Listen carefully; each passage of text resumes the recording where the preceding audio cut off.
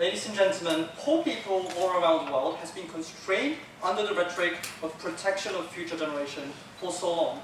We think intergenerational responsibility is fictional, and tyranny of forcing people into a false virtue of protecting the future generation must end. We think the only just arrangement of policy rationale that we can take as a government is one that prioritizes current generation over the future generation. We think that's the only just way of enacting policies. That is the reason why we proudly stand on opening government. I'm going to talk to you about two things in this speech. First, why currently alive is the only thing that states should take into consideration, and why future generation should not be taken into consideration. But secondly, why this is a more stable approach to mitigating suffering, which is the end goal of the other teams in this debate. Our stance is very simple in today's debate. We think when the interest of current generation and the future generation comes in conflict against each other, we always, at no exception, prioritize the interest of the one who's living. We're talking about things like allowing people to burn forests down for the sake of agriculture. We're talking about things like doing away with the limitation imposed upon countries that limits their ability to emit CO2 or other chemicals. We're talking about ending space exploration that is intended to find other planets that might be useful in the future, although we don't really think that is the case. We're going to enact policies like welfare for the poor at the same time, like shifting these resources that are spent on these things to the one for the poor. So firstly, why currently alive is the only thing that we should take into consideration.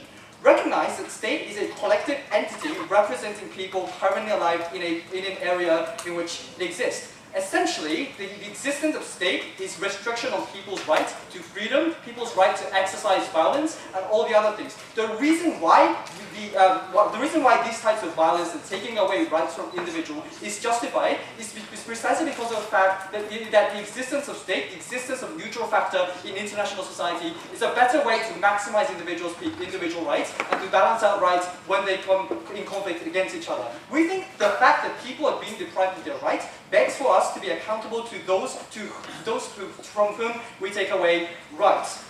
We think agency can only be recognized when people are actually existent, and the only thing that people need to be existent in order for us to see who are the people who are influenced by the governmental policies. We think future generation is problematic in this instance because we essentially do not know whether or not they exist in the first instance. We think they might exist, but essentially we do not know how many of them would exist in the future. We do not know what types of concerns, no thank you, what interests they have in the future. We do not know what kind of grievances they have, what kind of voices they have. We do not have the ability to make compromises with future generation. We do not have the ability to negotiate with them in a current society. We think therefore the current generation who's affected by the policies of the state, who's giving away their rights to the government, should not be constrained by imaginary things that the state envisions, the state imagines that might exist in the future, although we're not really certain about that. No, thank you. So we think therefore, whenever the rights or the interests of people comes in conflict against the future generation, the only just arrangement is when we take into account the interest of the current generation. But there was a point of information. The reason why constitutions and laws and treaties are not time restricted or continuous is because the government is not only responsible for the current generation, but also I literally explained to you right now why the current framework, current arrangement is a failure and why we shouldn't take them into consideration. Reasons necessary for that claim to be justified. So secondly, why is this more a stable approach to mitigating suffering in this world? We think like policies that damage the people in the future empower significantly people who are currently alive. We are precisely talking about underprivileged individuals who live in places like Africa, who live in places like South America. We think essentially these people do not have access to things like clean technology, which necessitates huge amount of investment, huge amount of resources in order for companies to invent a mechanism through which they can make profit without harming the environment, which in turn creates harm for the future. future. We think things like deforestation for agriculture in Amazon, or like emission of CO2 in developing countries like China or India, or like using unsustainable energy sources in many countries in Africa has enabled them to make money, which in turn meant that they're better off right now, for instance, because they can have access to education, or they can buy food, water, which is a necessary product in order for them to sustain themselves. Recognize the trade-off that they're making is between underprivileged individuals who are already suffering in the status quo and the people who may or may not exist in the future. We think in that instance, the suffering of the people who are already suffering in the status quo should be prioritized in that instance. Also, recognize that future is uncertain. We think, for instance, companies invest a lot of money on clean energy, things like geoengineering or space exploration. We do not know what the consequence of that policy is going to be in the future. We think it is kind of cool that states invest a lot of money on space exploration to find an alternative planet in which people can live without being constrained to Earth. We do not necessarily know whether that planet even exists in the first place. We think when the beneficiary of that policy is something that we cannot understand to begin with. It's always it's more stable for the state to prioritize the one that we can actually see in front of our eyes in the status quo. Also, recognize that empowerment of living in the status quo is also an empowerment of people in the future. Because only when we allow people in the status quo to earn money, to have access to education in a sustainable manner, can we actually allow these people to escape the cycle of poverty that constrains these people. We think in places like China or India, the reason why they were able to lift thousands of people out of poverty was precisely because of the fact that they had access to things that may destroy the environment, but was something that were highly profitable.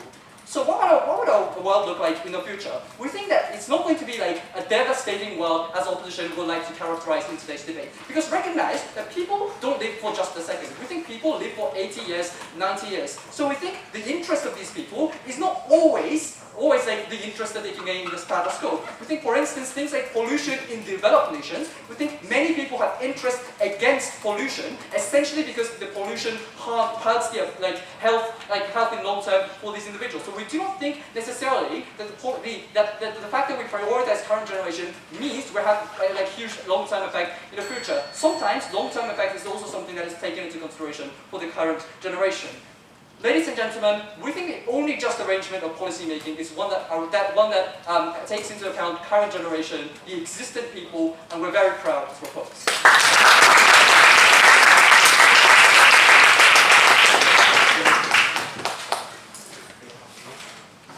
Great. I think we can thank the Prime Minister for that speech and call for the Leader of Opposition to get here.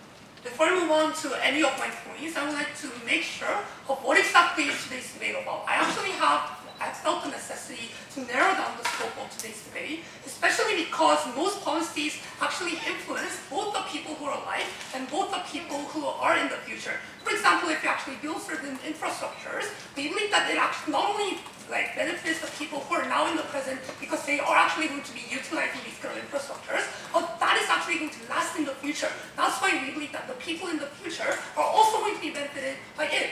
That means that we believe that there actually needs to be a clear trade-off that if by focusing on certain specific policies that have a very clear trade-off in today's debate. We believe that the standard and criteria as to how we distinguish the policies to protect the future generation and the policy who more focus on the present generation is pace of change rather than specific policy items, right? We believe that these kind of like policies actually more focused on people in the present generation is actually talking about gradually solving certain problems, like environmental problems, economic problems, and whatnot. And we believe that the policy actually more take care of future generation is actually making drastic action and drastic changes to combat certain problems. For example, there would be climate change policies, there would be like pension policies, and maybe there would be like policies to actually deal with government debts or whatnot. We believe that these kind of policies will actually have a very speedy pace in terms of solving these kind of problems are the focus of today's debate. Having that said, moving on to my rebuttals towards the opening government. They say that they talk about agency and they are trying to frame today's debate as if we only have to take care of the present generation. We believe that doesn't actually make sense because we believe that the basis of human rights is actually derived from compassion, right? We believe that the reason why we care about human rights is because we actually feel compassion to other people even though we don't know that person.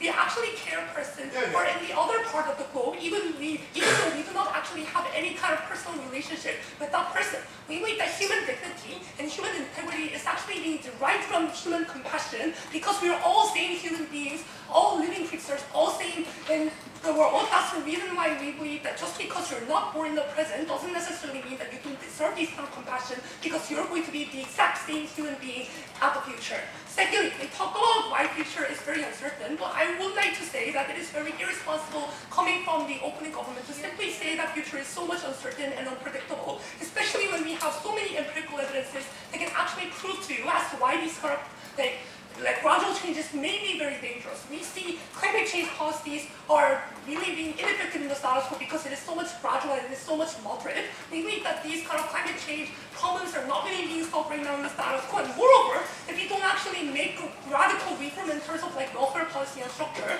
we see some like instances like Greece when you actually when you didn't actually take radical actions to change that welfare structure, you don't actually make any kind of changes that actually led to economic crisis, right? We need that these kind of factors should actually be taken into account.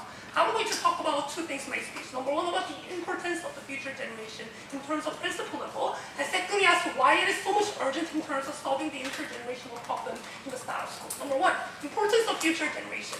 We believe that we all have to notice that the harms of like certain climate change or certain economic problems is actually going to be aggravated unless we actually take radical actions. We believe that these kind of problems and harms are not going to simply maintain to the same level. For example, if you don't actually take like radical climate change policies, you're actually going to consume more carbon-related materials. That leads to more carbon consumption, more accumulation of carbon usage. That leads to more and more harms that is going to be happen in the future generation, right? So reason as to we believe that the future generation didn't actually contribute to any of the harms because they were not born in the present. But they are all the ones who actually have to face all these kind of harms. We believe that it's simply unjustifiable.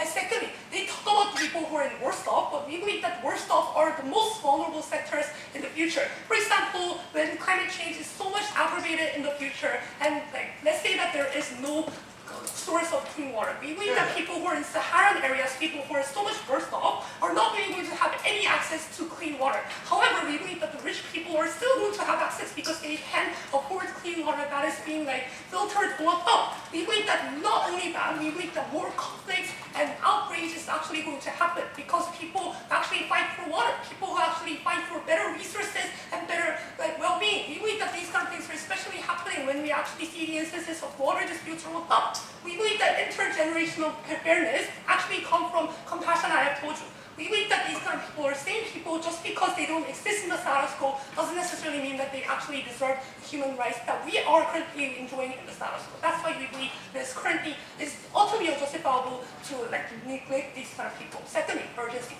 We believe that the problems that we are actually tackling are very much large scale and it's very politically difficult to solve. We believe that this is actually about political process before the implementation of the policies. We actually need international cooperation. We actually also have such domestic pressure because, for example, when we talk about pension fund, especially when we actually have to more care about future generation, the people who live in the present are actually going to be very angry with that. We believe that resistance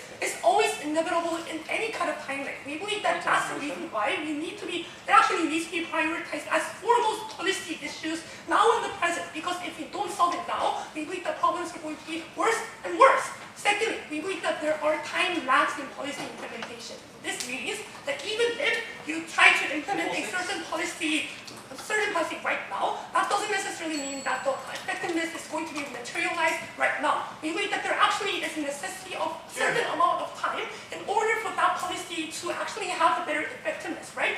For example, in terms of climate change, even if we aim for carbon neutrality immediately, we believe that we are actually going to still harm the environment for like 20 to 30 years. That's the reason why it is unsustainable for everyone to simply wait for gradual changes. Rather, there is a clear necessity for those problems to be solved as soon as possible, because we anyway have to wait from the moment we start these kind of radical policies.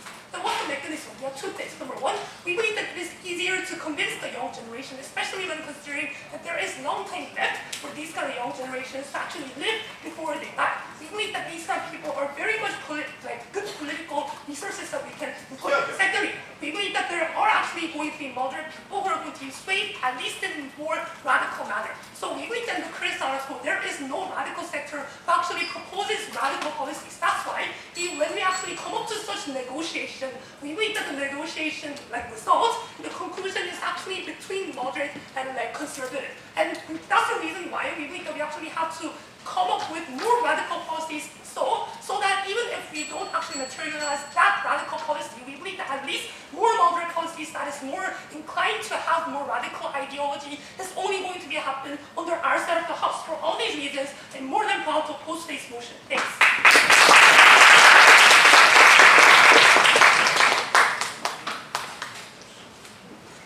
I thank the leader of opposition for that speech and call for the Deputy Prime Minister here.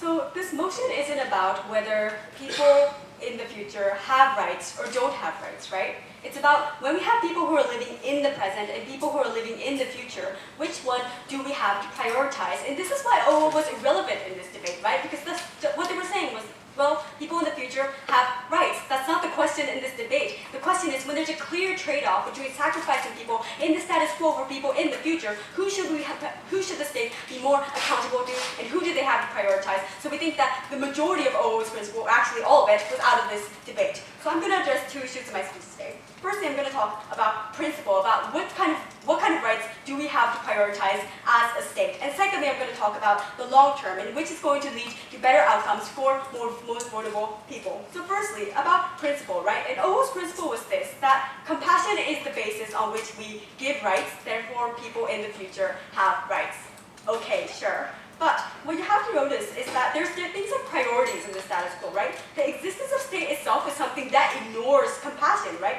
Because nations prioritize their own citizens over citizens of other other nations. For example, if you are this country of Japan, you're probably more likely to prioritize people in Japan over people in other nations, right? There are certain people that you're held more accountable to than other people. So what is the criteria on which we allocate more resources or allocate more resources or like hard work to certain individuals? It's accountability or how much you owe that person, right? And we think that people who live in the status quo, people who have given up their freedom of movement, people who have given up their autonomy, their right to do what they want to say or do what they want to do to the state, are people that the state is more accountable to because these people have actually given up something, right? We think that the concept of future people is something that's extremely imaginary. These people haven't given up anything to the state. They don't even exist. We don't even know that the world could blow up tomorrow. They might not even exist, right? We think that in that case, if you have somebody who the state owes nothing to, perhaps compared to people who are giving up autonomy, one of the most fundamental things to the state, we think obviously the state is more accountable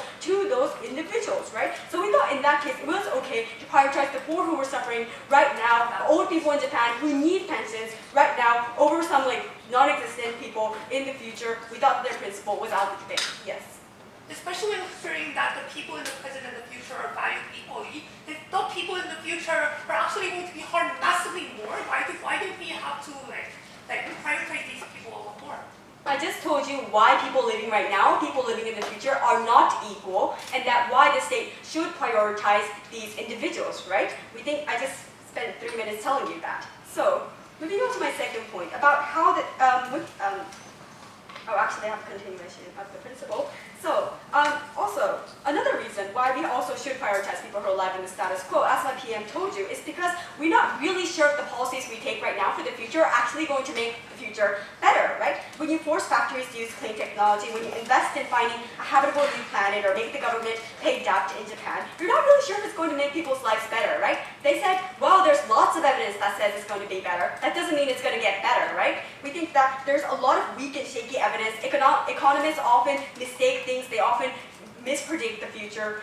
We don't really know if climate change can be fixed through things like clean technology. There's a lot of debate about whether actually paying off the debt in Japan is something that's beneficial or not beneficial. There's a lot of controversy. We're not really sure about whether these policies are going to be concrete outcomes or not, right? And we think that even if we were somewhat sure, compared to actually giving money to the poor, compared to actually helping people who are alive right now, it's comparatively much more vague, it's comparatively much more uncertain, right? The consequences of these actions. We thought in that case, making policies to save people right now, like giving food to the poor, or developing third world countries, even at the expense of the environment, was something that was much more real, something that was much more likely to bring consequences. So for that reason also, we thought that it was better to prioritize people who were living in the status quo. So moving on to my second point about practicality and how we're going to help people who are most vulnerable, right?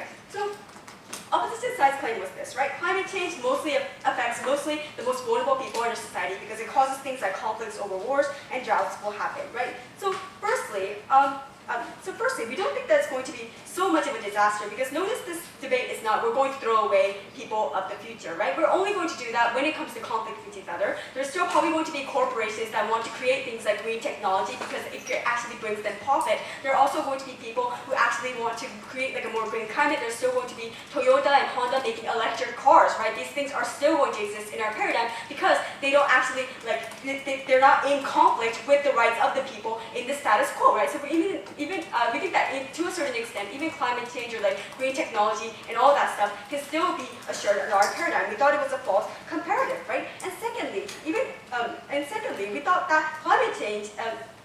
And secondly, we told you that also helping these people in the short term also leads to better outcomes in the long term, right? The fact is that even though we have things like green technology right now, the fact is it's not being used in these developing countries because they're extremely poor, because they haven't developed, because they don't have the resources to actually implement those green policies, right? So we think that in that case, when we focus on these corporations, when we focus on these developing countries, we give money to the poor, we let corporations come in, even if they do destroy the environment, to at least give jobs or at least give good money to these people, and these people have jobs. We think that it's much more likely to lead to better outcomes. When you have a huge market in places, we gave you the example of places like China or India, right? When these people develop into like middle class people, and they actually have things like purchasing power so that corporations have an incentive to go in, when these people are actually able to slowly improve their living standards so that they can afford things like great technology, so that they can afford things like actually caring about the environment. That also led to things, that also led to better outcomes in the long term, right? We thought that because people cared about the environment, because people don't live for 10 years and die, just like 10 years and die, people live for 80 or 90 years, they do have an incentive to care about their future. We didn't think that was going to be the total dystopia that the opposition side wanted to paint. So we thought in that case, firstly, in terms of principle, we give you a clear comparative on not whether rights exist or not, but on who should be prioritized in the status quo. We also told you that the vulnerable will still be saved in our paradigm. We're not talking about a total, not in every situation are rights in conflict are they in conflict with each other, not on conflict with each other. And moreover, we thought that the most vulnerable people that they wanted to talk about could still be better saved on our side of the house. And for these reasons, we are happy to propose.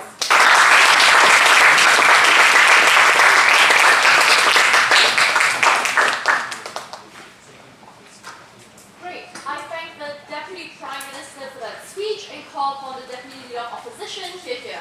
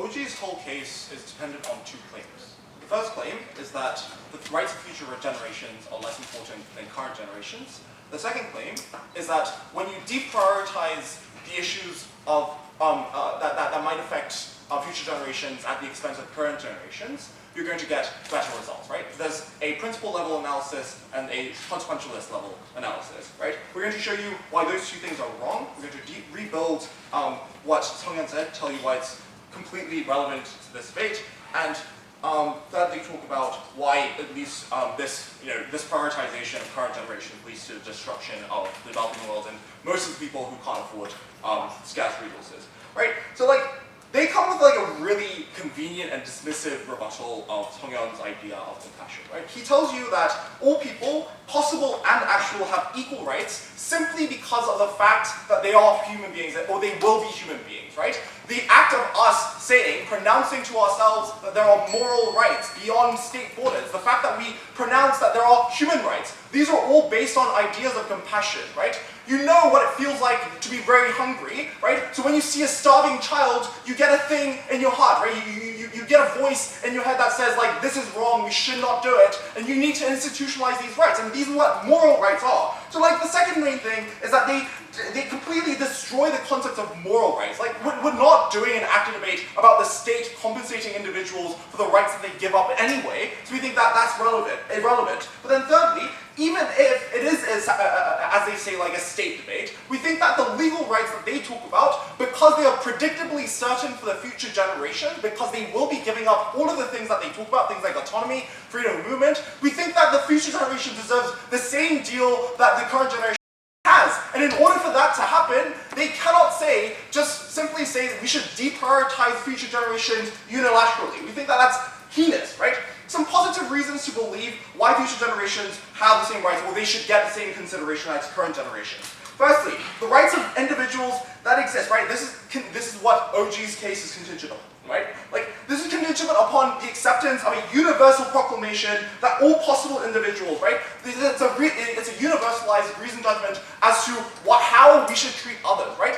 Others include possible human beings that will exist in the future. We think that, like, if they say that the state should, we should only care about those people who are our countrymen, then they have to prioritize policies that, like, they themselves oppose, right? Things like, like wrecking developing countries simply because they're not our countrymen, right? We think that that means that they're out of the debate, first and foremost. But then secondly, we tell you that harms become larger in time as it goes, right? We say that it's not the same harms that future generations will feel, it's much, much greater harms. When you have water shortages, the future generations that don't have resources will not just feel the pinch of hot weather, they will actively not be able to buy water and literally die of thirst, right? Those are the problems that face the future generations. We think it's completely negligent coming from opening government to tell us that they don't matter at all. Because we're human, we care about them. But then thirdly, we say it's intergenerationally unfair, right? All of the burdens that our generation, all of the problems that our generation causes by helping those individuals on the ground right now, right? Those are the specific problems that will lead to all of the massive harms that I just talked about, right? So we think that there's a problem of intergenerational fairness, right? Because those people had no stake, those possible human beings had no stake in the idea of the Reki society that we create today, right? Right. So I'm going to point out some of the things that they didn't respond to, right? So they come up and tell us that even if you prioritize individuals that currently exist, you're still going to get all of these innovations and implementations of green technology and things like that, right? This disregards someone's brilliant analysis about why it is that it's a politically difficult problem to basically push for these radical changes, and why there's a time lag in policy implementation. This is important specifically because even if you have green technologies that come in 10 years' time, that's not enough to stop global climate change, right? If you don't stop global climate change within the next 3 to 5 years, you're probably going to be screwed for the rest of the history of humanity, right? That's why it's an urgent problem, and because there is a time lag, we need to be radicalized. We need to solve that problem right now, right? But then thirdly, we tell you, right, most importantly, so all of the problems, so I think, and most importantly, we say that this leads to the destruction of everyone who cannot afford all of the precious resources that will exist in the future. Things like water, things that we take as basic necessities today. We say that the vast majority of people will not be able to enjoy these things as long as we prioritize people that exist right now. Gov's contention is that it's better to help people right now because it delivers economic growth. We're going to tell you why economic growth, even if you get economic growth, why that's bad, right? So as time passes, this is a time contingent thing. As time passes, harms visiting upon us increase in nature, right? And they're not just the natural disasters that happen, but it's also the socio-political effects that come as a result of these natural disasters that happen because of preventable policy measures that we never took, right? Firstly, things like resource shortages, right? So we say that even poorer states, even places like Vietnam that exhibit very healthy economic growth right now, will be in a very sticky situation once they realize that all of the precious resources like water are being hogged by countries like the United States and Canada, which can afford, based on market principles, more of these resources, right? They give those people no solvency. These people will be the ones that suffer the most from the start, right? And then, and we say that it's going to lead to more political turmoil simply because economic growth and no increase in living standards, and in fact, decreasing living standards because these basic goods are so expensive. We say that it's much more likely that we're going to see more things like political revolts that make people's lives much harder. So all of the job stability, all of the technology that they have flies out the window the moment at which you can't afford basic resources. But then secondly, we tell you that even in even worse cases, civil wars break out over resources, right? Because you cannot have resources when you are fighting against, if you don't have these resources and you're fighting over, and if the state is already failed, in places like Somalia and the Congo, we're more likely to see warlords basically fighting against each other. But then thirdly, we tell you that overall, even in rich countries, you're not going to see the types of economic growth and sustained growth in living standards that you see right now, simply because all these goods are much, much more expensive, right? The comparative is that at least we take some action, right? At least we push the Overton windows towards more radical solutions, and we get less of these harms, right? We're trying to contain these harms because the problems are so urgent, right? They can't sit complacent and say that we're going to save the world by staying put. We need radical solutions, and that's why we're very proud to oppose.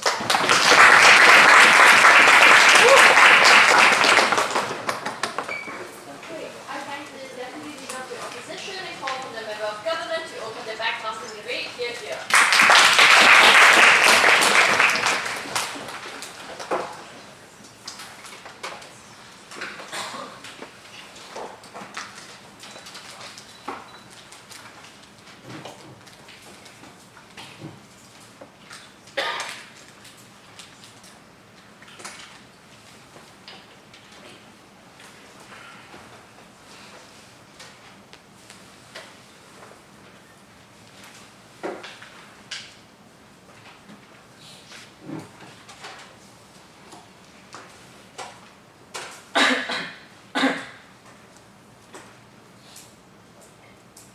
So debate never happens in vacuum.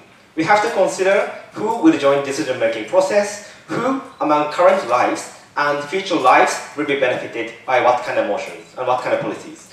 And the consensus in this debate is that the vulnerable should be prioritized. That's the reason why opening half had a huge amount of time in philosophical discussion as to whose right is more important than others. The point we're going to protect, extend, and from closing open is that the Totaken from Prime Minister flagged that they are going to have models to inject more resources into the vulnerables like poor or minorities. We're going to prove the mechanisms as to why under our world exclusively we can provide more resources to the vulnerables, and while under their world it just increases the political apathy, especially among minority people. It principally disenfranchises those people as well as pragmatically perpetuates suffering of the people. First, how political apathy, especially among disadvantaged groups, will happen and how this will impact those minority and disadvantaged groups. Second, under our world, how is it more possible to actually protect those vulnerable people? Rebuttals are integrated in my speech. First, about political apathy. There are three reasons when we prioritize future policy, how political apathy is going to happen. First, future policy is extremely vague as to how they impact on their current lives. Or try to explain like actually future policies are concrete or like visible. It doesn't matter compared with the people's characters and mind that people think future is really, really vague. It's unforeseeable. People think it's uncertain. Therefore, people have less interest when political discourse are inclined as to what kind of future impact, like environmental, in the several decades will happen, compared with when we are discussing about the current dire necessity of basic goods and economic impact on the current lives. The second reason is that when we have discussion about future policies, it makes it easier for opponent party to paralyze political discourses. For example, it's just easy to submit demo proof. When we are talking about climate changes, opponent party is really easy to utilize conspiracy theory and argue for like denial of man-made climate change. It's just like the circulating of like Earth's like longevity or etc. It's really difficult for people to see the consequential policy and conclusion of those political discourses. Or if opponent claims there is a possibility to find a new planet where we can reside, we cannot deny that sort of possibility. It's really difficult for people to see the conclusion of political discourses later. And the last reason is about, especially among disadvantaged groups who are deprived of future long-term characteristics, it's really difficult for people to join political discourses. They are facing immense suffering and dire necessity for urgent change, like they already explained, lack of clean water, lack of job, lack of money, lack of food, those kind of things. For those people facing dire necessity to change, urgent change, it's really difficult for them to use the psychological resources to consider future generations or future problems in the society. It's really difficult for them to join these kind of characteristics. While rich people who are spending decent lives, it's easier for them to consider the future benefit of their offsprings and the legacy of their families, their relatives. The only rich people under their world can have easiness to join political discourses. How this will impact society? First, this is deliberate political disenfranchisement, especially for minority people who are facing the necessity to change. This is problematic because, principally speaking, it dilutes democracy. The reason why we don't rely on competent technocracy, but we ask amateur citizens to influence politics is precisely because we want people to join political discourses, we want people to take active action to join political discourses. That's the reason why all the legally responsible people adults are having equal voting rights to join and influence politics. Therefore, principally speaking, we think the categorical disenfranchisement of the current suffering people is principally unjust. But more second, it pragmatically perpetuates torment and suffering of the minority people. For example, under their world, since only rich people will join political discourses, even including future generation, the less redistribution policy will happen. Even if they can create green technology, the price of green technology cannot be reduced because only rich people will join political discourses. Then it's not necessary for those rich people to decrease the price of green technology. Or like if the deserting area is expanding among nearer poorer community, it's less likely that those desertification nearer poorer community can be solved because only rich people are joining political discourses under their world. It's less likely that those poor people suffering can be solved at the end of the day. If you have any POIs. All of the harms that you just talked about will happen in the very near future when people are having really bad lives and everyone wants to contain the damages done to the environment and other issues, right? Why does your side better resolve this issue? So I will explain it later, but people living in 2020 have to consider 2100. People living in 2000 have to consider the future of 2020 200. Then it's very difficult for them to see the actual visible impact of those future policies on their lives. Therefore, it's very impossible for your world to change those problems. Then how we can change those problems? First, people get to be interested in politics because now politics directly influence your life. It has possibility to change your lives. For example, political discourses will be less likely about like emission of CO2 or sea level rising, but more about providing decent infrastructure to provide clean waters, or like curing diseases or preventing asthma, which directly cause immense health harm for the people living in China, for example. Then those political discourses will make it more easy for people who are suffering to join political discourses because it's really easy for people to see the actual influence of those one votes, etc. And this is accelerated by the positive cycle of the political discussion. Once some people make voting, it will start to influence gradually. Then that is the time that some politicians start to care the interest of the suffering people, interest of the disadvantaged people. Especially when the 90% of the poor people living in the global world and 50% of female who are suffering from the gender discrimination have numerical advantage to influence politics. Only when we have political discourses to care current lives, they can join those political discourses, they can have political mobility to change society. That is a time when those green technology might be made in both paradigms, but the price of green technology or the anti-discrimination law to save those that vulnerable can be made under our law. That is precise mechanisms as to how under our law we can inject more resources and more time to save those vulnerable or the vulnerable. What are the extension coming from closing government? We told you the mechanisms to actually prove and why we can and how we can protect the vulnerable and the vulnerable. Then we think like philosophical discussion as to whose right is more important than others is less important from the perspective of the state who are responsible of actually influencing people's lives and providing pragmatic benefit to the people's lives. For this reason, we're happy to propose.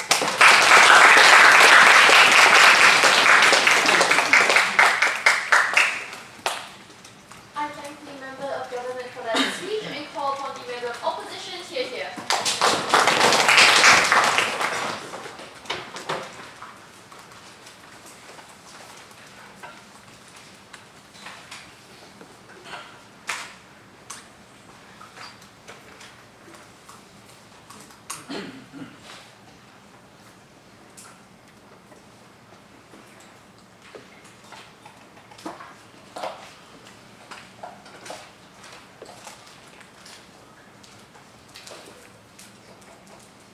One important characterization of SDG policies is that it requires investment, long-term investment that may not be that in the interest of the current population, but you still need it for a practical or a principal reason, right? We don't think any of government bench proves to you why principally when there's limited resource, why we should prioritize a certain policy over another, because that requires distribution of resource. We don't hear any kinds of justification as to why resource should be prioritized in helping current generation, or B, how is that even possible? How can short-term, like pouring money to African countries can actually help all the problems of food crisis and whatnot? If that would have been possible, then we shouldn't be living in a happy world right now. We don't see any kind of progress in terms of these kind of important issues. That's why we have to lean over to future policies.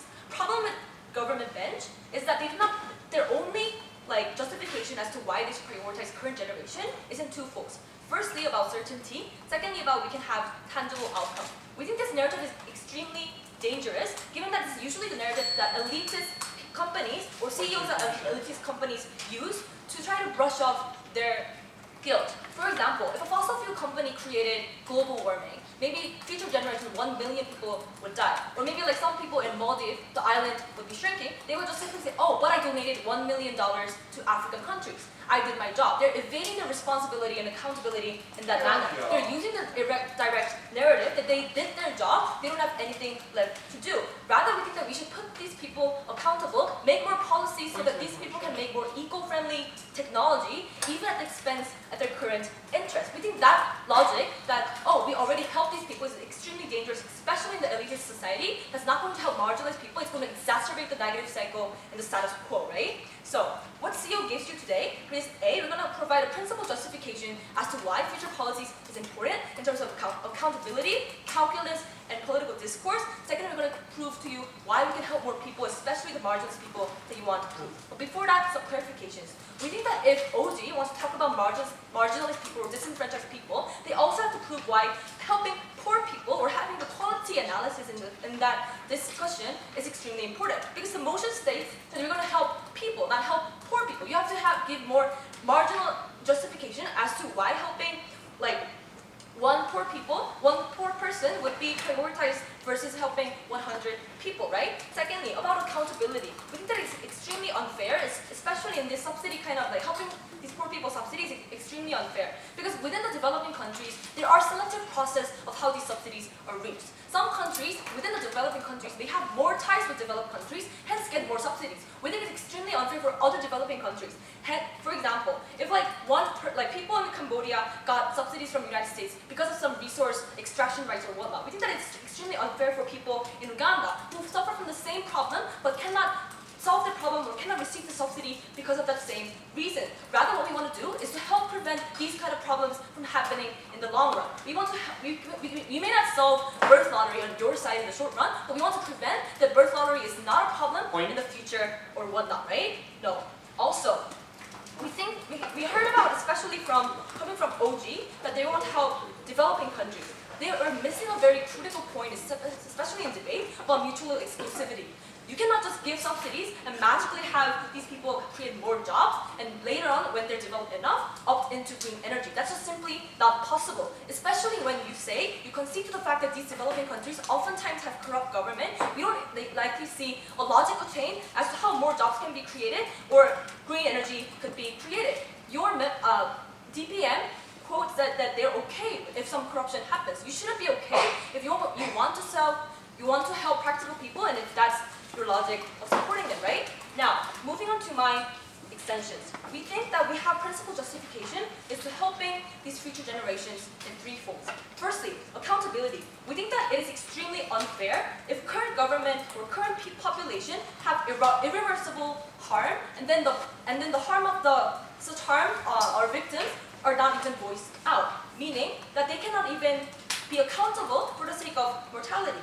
For example, the reason why current citizens in Maldives are suffering is probably because of the factories or CEOs in the 1970s Industrial Revolution.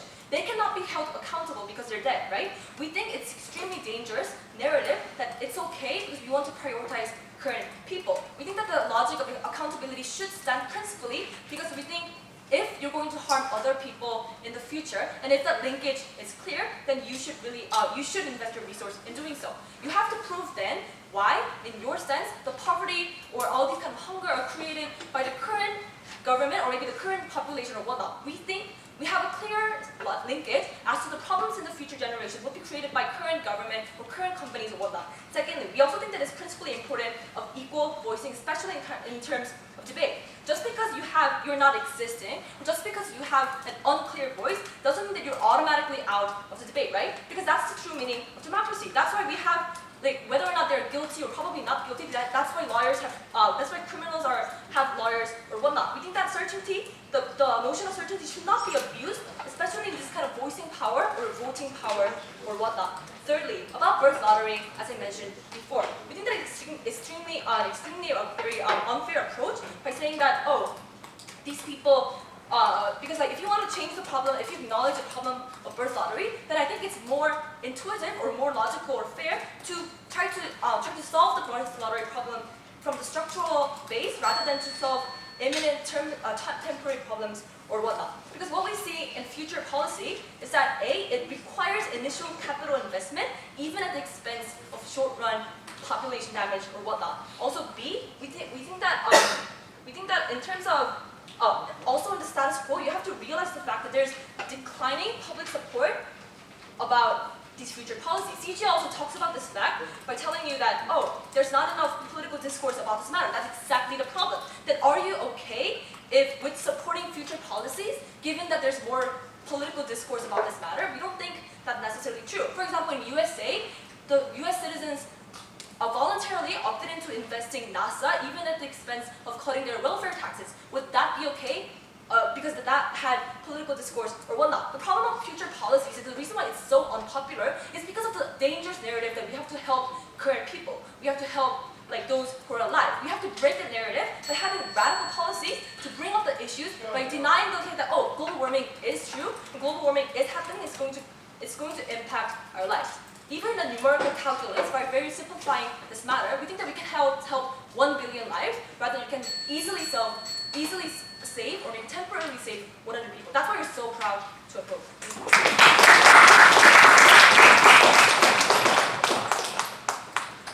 I thank the member of opposition for the government to it. Yes, yeah.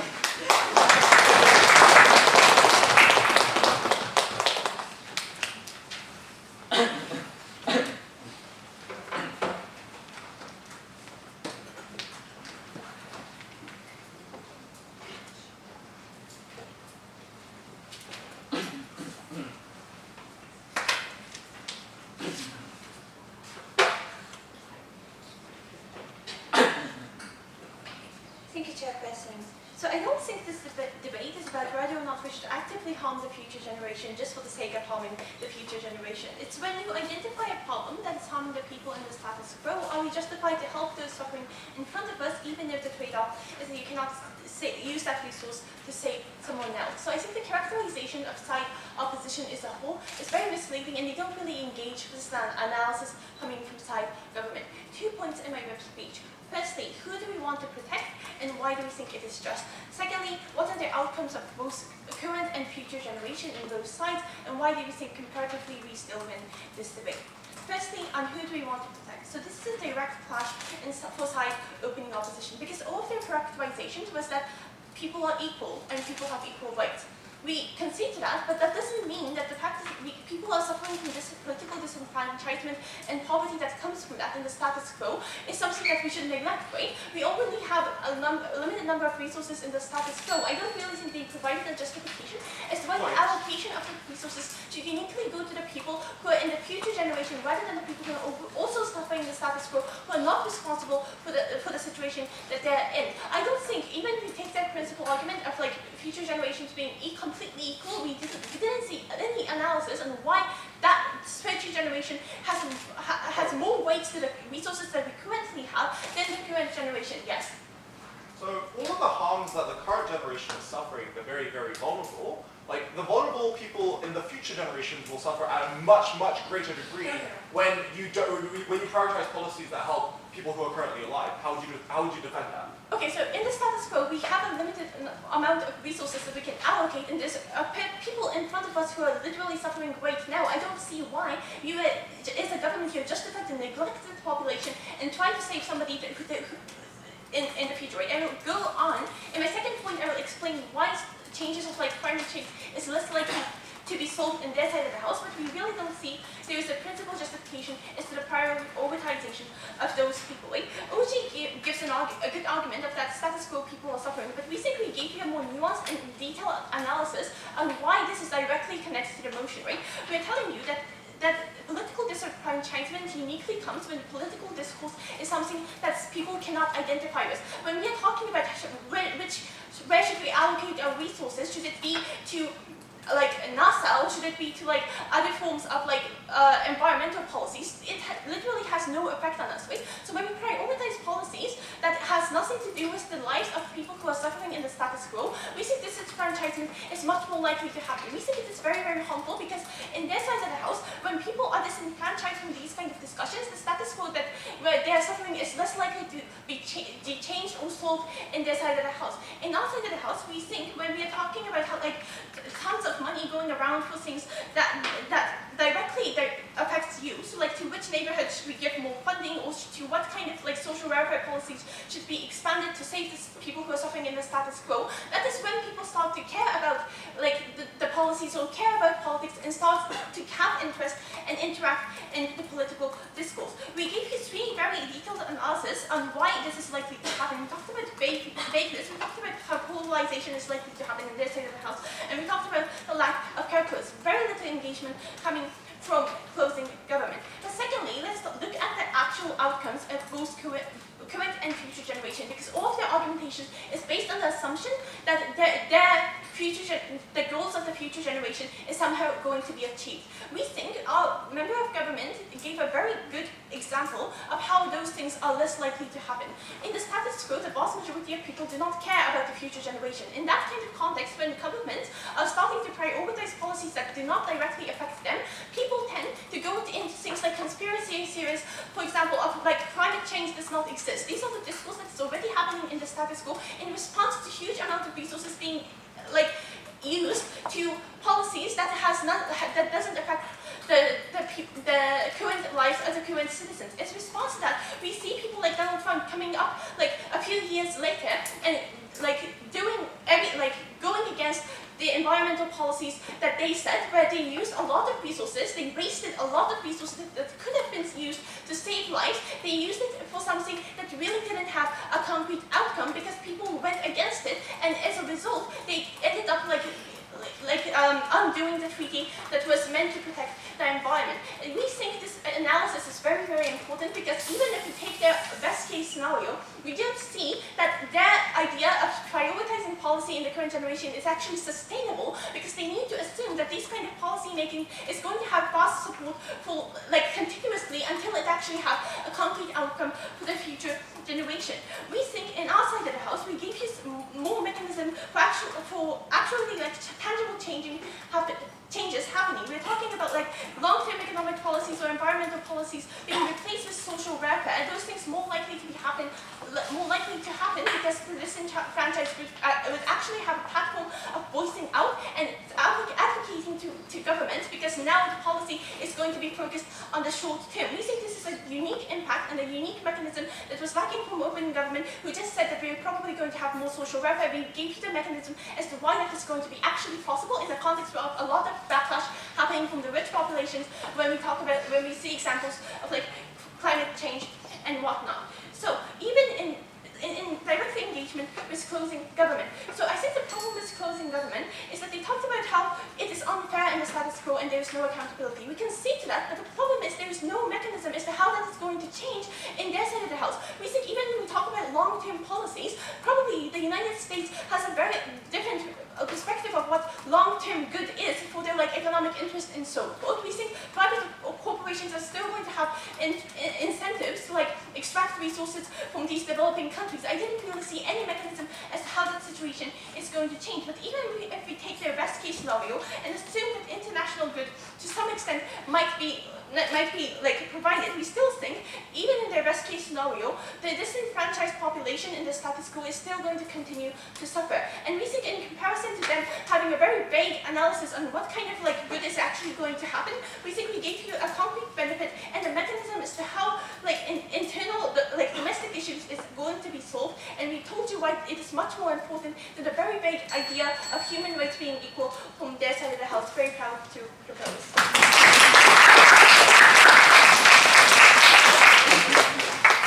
I thank the government group and call upon the opposition group to close the debate.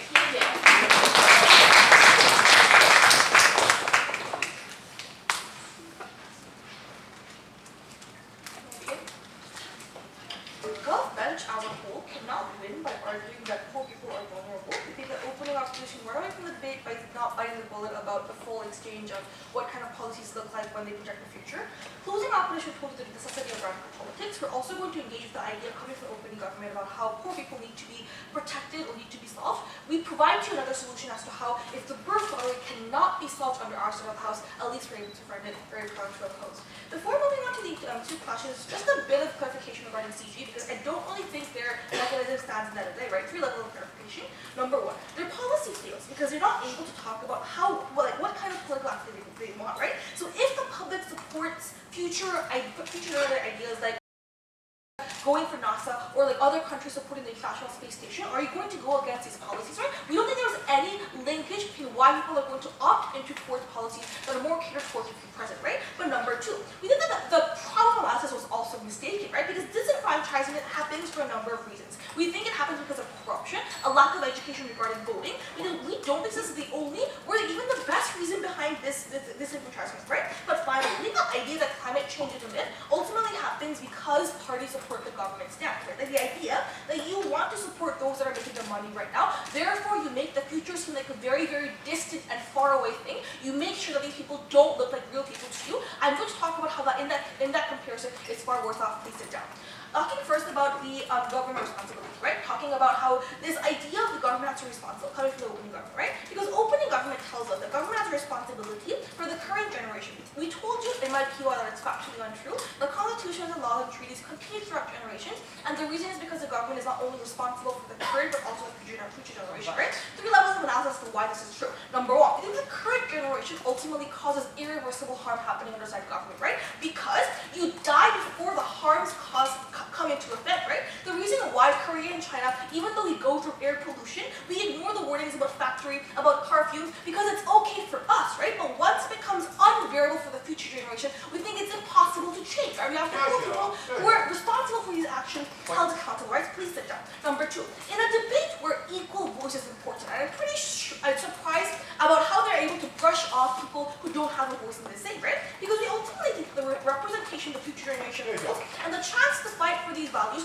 are very, very important. I'm not really sure why we're always hearing it, this is coming from us, right? I think under the case where the future generation is not born yet, we think they're automatically deprioritized compared to the present generation, right? That's the reason why whenever Democratic electives like AOC ultimately go for the things like the Green New Deal elective, they're ultimately shut down by people saying that you're not being important enough, you're not caring enough for people that are suffering right now, right? Ultimately the harm is this.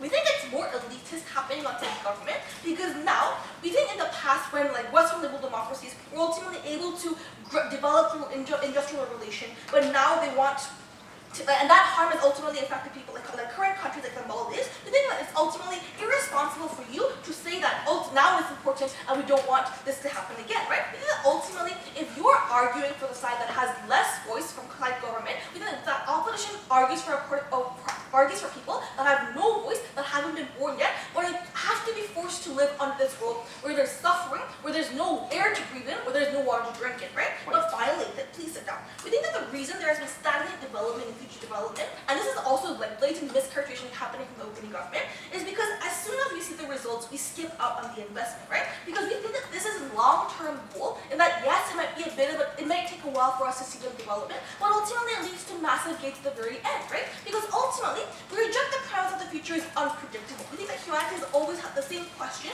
of how do we live longer, when we see things like the philosopher's stone happening, when we see people trying to make medicine that were able to enhance your longevity. We think that also the question about how are we able to live more comfortable has led to things like transportation, has something like housewarming or whatnot, right? And we think that instead of constantly harboring these questions with what is, it's ultimately more important for us to answer these questions happening on the opposition, right? I'll take opening.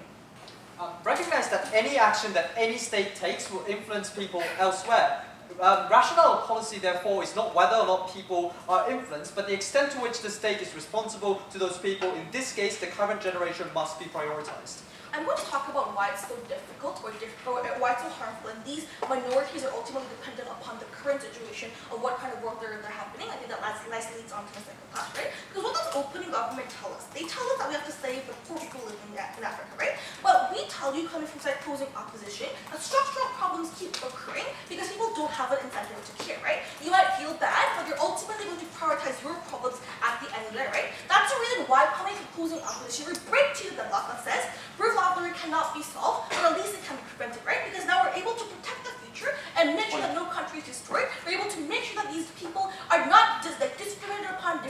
characteristics or whatnot, right? Because we think that even like because of past generation or because of people that were born outside of the country, you as the future generation has to suffer, right? Ultimately, that when you understand the birth lottery exists between countries, we talked about how like the welfare system between Cambodia and Uganda are different. It happens within countries about how like you're going to be subject to different backgrounds and how like according to how much like money you have, what political power you have, what kind of gender you are or sexual orientation you have, you're ultimately going to lead to different lives, right? I think it likely moves on to the idea of structural discrimination in the birth lottery happening under both sides of the house, right? Because we think both sides concede. It's a very difficult problem to solve. But why would you choose to prevent this problem rather than solve it? I think I'm going to talk, I talked about this enough, but further elaboration, right?